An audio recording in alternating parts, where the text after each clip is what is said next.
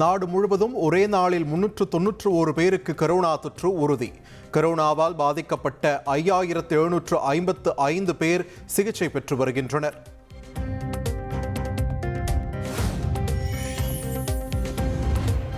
தமிழகத்தில் கரோனா ஊரடங்கிற்கு அவசியம் இல்லை. மக்கள் நல்வாழ்வுத்துறை அமைச்சர் மா. சுப்பிரமணியன் உறுதி.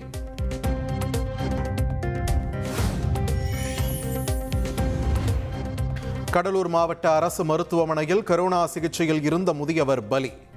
கரோனா தொற்று நோயால் இறந்தது தெரியாமல் துக்க நிகழ்ச்சிக்கு சென்ற உறவினர்கள் அச்சம்.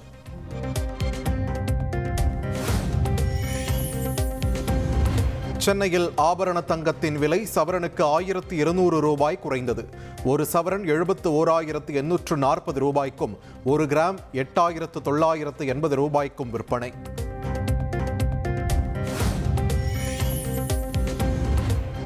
சென்னையில் காலி நிலங்கள் வைத்துள்ள உரிமையாளர்களுக்கு வழிகாட்டுதல்களை வெளியிட்டது மாநகராட்சி. வழிகாட்டுதல்களை பின்பற்றாவிட்டால் 25,000 ரூபாய் அபராதம் விதிக்கப்படும் என எச்சரிக்கை.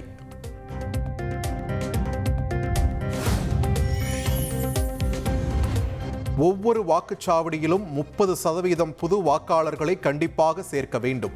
திமுக மாவட்ட செயலாளர்கள், சட்டமன்ற, நாடாளுமன்ற உறுப்பினர்கள் கூட்டத்தில் முதல்வர் ஸ்டாலின் அறிவுறுத்தல்.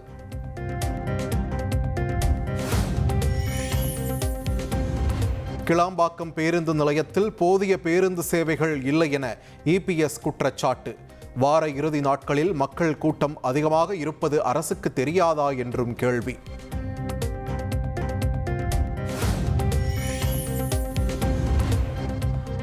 பாமக நிறுவனர் ராமதாசுடன் ஆடிட்டர் குருமூர்த்தி 2வது முறையாக சந்திப்பு.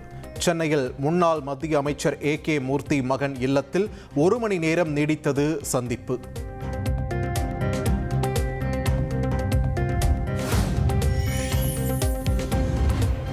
கோவையில் இளையராஜா இன்னிசை நிகழ்ச்சியை கண்டு ரசித்து ரசிகர்கள் உற்சாகம். மேடையில் இளையராஜாவின் காலை தொட்டு வணங்கி மரியாதை செலுத்தினார் அண்ணாமலை.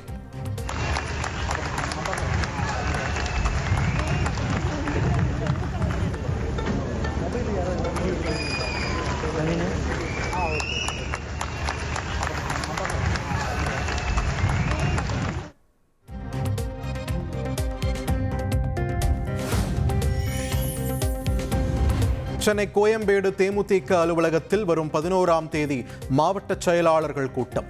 2026 தேர்தல் பணிகள் குறித்து தேமுதிக பொதுச் செயலாளர் பிரேமலதா முக்கிய ஆலோசனை.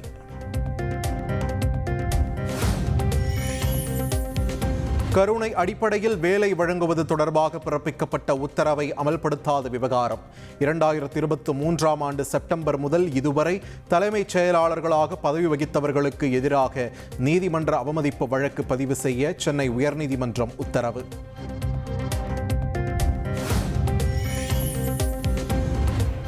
வைகாசி விசாகத்தையொட்டி நெல்லையில் இருந்து திருச்செந்தூருக்கு சிறப்பு ரயில். ஜூன் 9ஆம் தேதி இயக்கப்படும் சிறப்பு ரயில் தொடர்பான அறிவிப்பை வெளியிட்டது தென்னக ரயில்வே.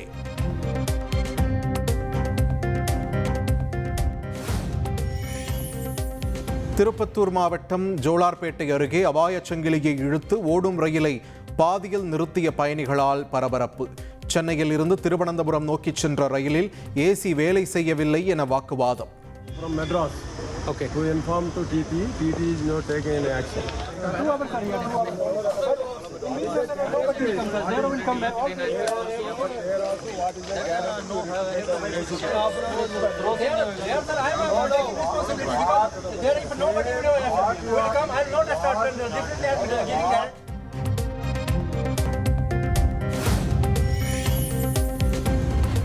சேலம் தலைவாசல் அருகே கருவில் இருக்கும் பாலினம் கண்டறிய ஸ்கேன் செய்த 2 கைது. சினிமா படபாணியில் விரட்டி பிடித்த சுகாதாரத்துறையினர்.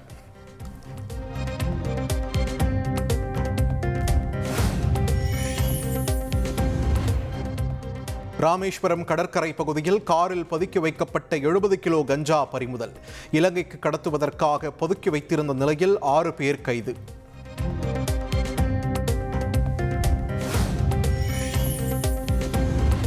சென்னை அம்பத்தூரில் கஞ்சா விற்பனையில் ஈடுபட்ட பெண் உட்பட 4 பேர் கைது. வடமாநில தொழிலாளர்களுக்கு விற்க வைத்திருந்த 30 கிலோ கஞ்சா பறிமுதல்.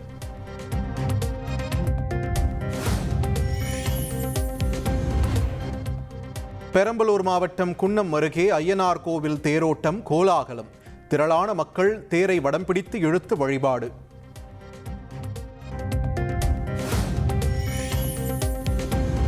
பிரெஞ்சு ஓபன் டென்னிஸ் தொடரின் மகளிர் ஒற்றையர் பிரிவு இறுதிப் போட்டியில் கோகோ காப் சாம்பியன். பரபரப்பான ஆட்டத்தில் நம்பர் 1 வீராங்கனை அரினா சபலென்காவை வீழ்த்தி அசத்தல். தமிழகத்தில் புதிதாக சுங்கச்சாவடி திறக்கும் தேசிய நெடுஞ்சாலை ஆணையம்.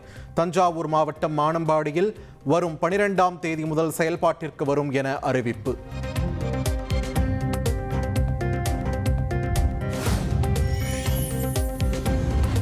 மதுரை தூத்துக்குடி இடையே 2 சுங்கச்சாவடிகளில் கட்டணம் வசூலிக்க தடை விதிக்கப்பட்ட விவகாரம். உச்சநீதிமன்றத்தில் தேசிய நெடுஞ்சாலைகள் ஆணையம் மேல்முறையீடு.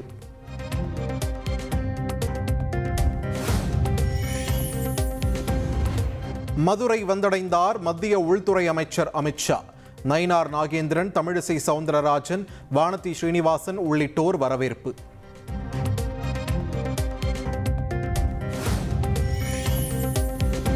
கோவை குவாரி மோசடியில் அதிகாரிகள் பங்கு என்ன? சென்னை உயர்நீதிமன்றம் கேள்வி. விசாரித்து குற்றவியல் நடவடிக்கை எடுக்க லஞ்ச ஒழிப்புத்துறைக்கு உத்தரவு.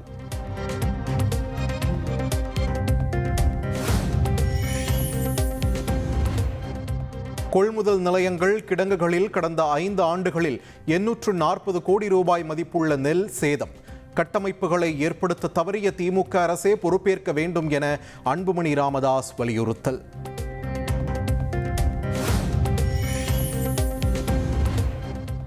சின்னத்திரை நடிகர் சங்க தேர்தல் ஆகஸ்ட் 10ஆம் தேதி நடைபெறும். பொதுக்குழு கூட்டத்தில் அறிவிப்பு.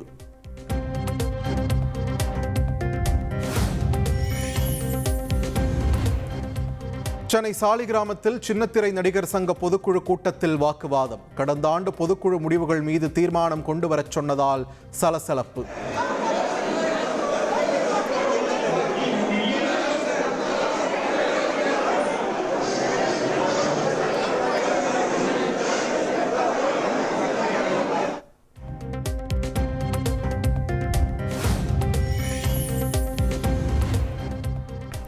நாமக்கல் மாவட்டம் பரமத்தி வேலூர் அருகே வெல்டிங் பட்டறை உரிமையாளர் வீட்டில் பெட்ரோல் குண்டு வீச்சு.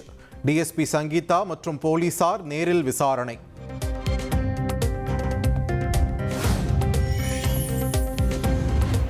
சென்னை கொடுங்கையூரில் இளம்பெண் மர்ம மரணத்தில் திடீர் திருப்பமாக மருத்துவர் கைது. கொலை செய்துவிட்டு 25 சவரன் நகைகளை எடுத்துச் சென்றதாக விசாரணையில் தகவல்.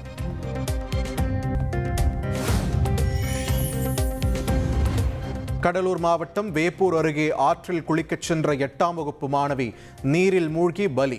விடுமுறைக்கு பாட்டி வீட்டிற்கு சென்றிருந்தவருக்கு நேர்ந்த சோகம்.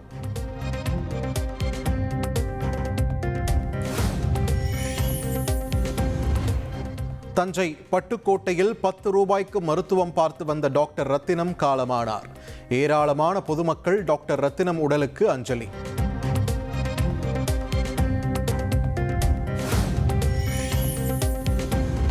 விருதுநகர் அருகே வெடிவிபத்து ஏற்பட்ட பட்டாசு ஆலையின் போர்மேன் கைது. படுகாயமடைந்த தொழிலாளி சிகிச்சை பலனின்றி உயிரிழப்பு.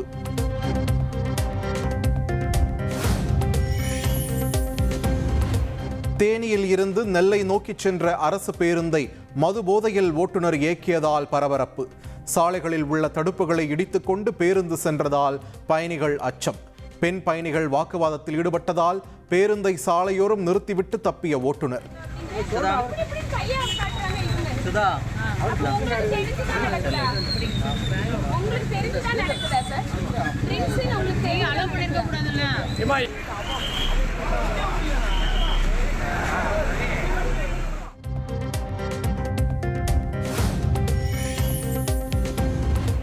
திருவண்ணாமலை மாவட்டம் மந்தவாசி பகுதியில் தொடர் இருசக்கர வாகன திருட்டில் ஈடுபட்டவர் கைது. 13 பைக்குகளை பறிமுதல் செய்து போலீசார் விசாரணை.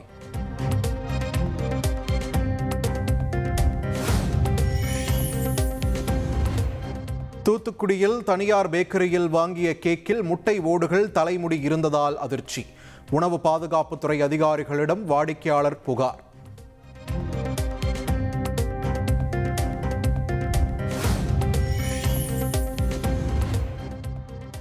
மேட்டூர் வனவாசி அருகே ஐயனாரப்பன் கருப்பசாமி கோவில் கும்பாபிஷேக விழா. காவிரி ஆற்றில் தீர்த்தக்குடம் எடுத்து பெண்கள் ஊர்வலம்.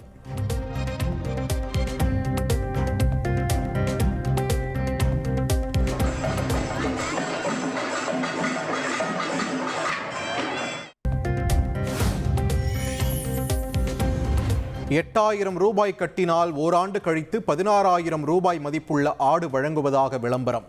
பக்ரீத் பண்டிகையை ஒட்டி சிவகங்கையில் நூதன அறிவிப்பு செய்து பல கோடி ரூபாய் மோசடி.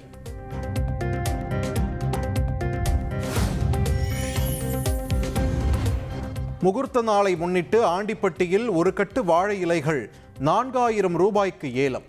இல்ல விழாக்களுக்கு இலைகள் வாங்க வந்த மக்கள் அதிர்ச்சி.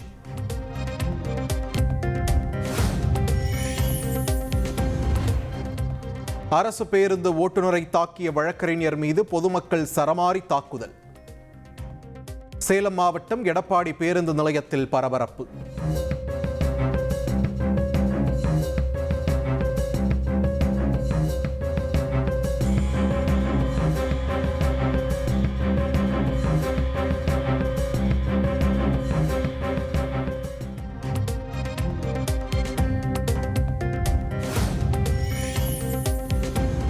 கர்நாடக மாநிலம் சித்ரதுர்காவில் 14 வயது சிறுமிக்கு கட்டாய திருமணம். சிறுமி மறுப்பு தெரிவித்தும் கண்மூடித்தனமாக தாக்கி தாய்மாமன் கையால் தாலி கட்ட வைத்த பெற்றோர்.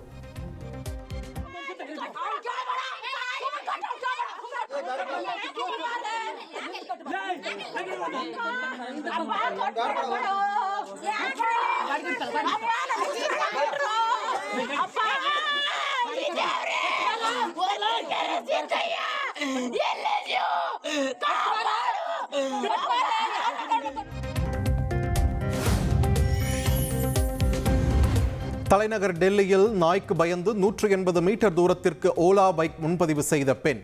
கோபப்படாமல் கடமையை செய்த பைக் ஓட்டுநரை பாராட்டும் இணையவாசிகள்.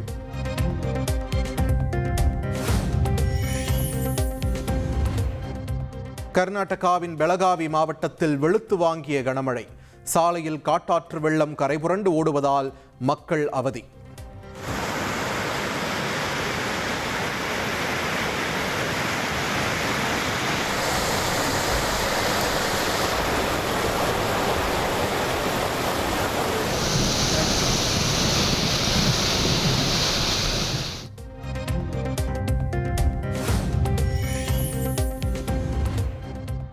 உத்தராகண்டில் அவசரமாக சாலையில் தரையிறக்கப்பட்ட பயணிகள் ஹெலிகாப்டர்.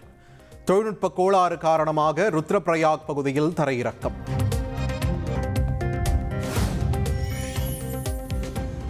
பாகிஸ்தானில் வறண்டு மணற்பரப்பாக காட்சியளிக்கும் சிந்து நதி. பஹல்காம் தாக்குதலை கண்டித்து சிந்து நதி நீர் ஒப்பந்தத்தை இந்தியா நிறுத்தி வைத்துள்ளதால் கடும் தண்ணீர் பற்றாக்குறை.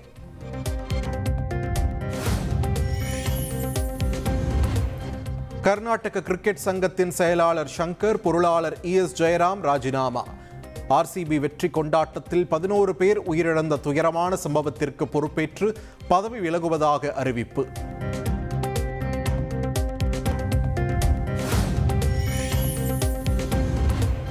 பெங்களூருவில் RCB வெற்றி கொண்டாட்டத்தில் 11 பேர் பலியான சம்பவம். அதிர்ச்சி அளிக்கும் இந்த நிகழ்வை தனியார் நிகழ்ச்சி என ஒதுக்கிவிட முடியாது என BCCI கண்டனம்.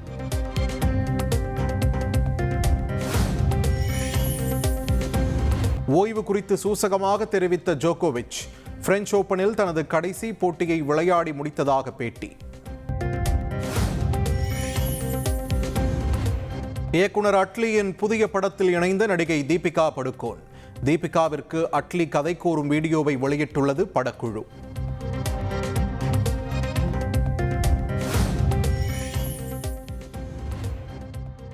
TNPL 3வது லீக் போட்டியில் நெல்லை அணி வெற்றி.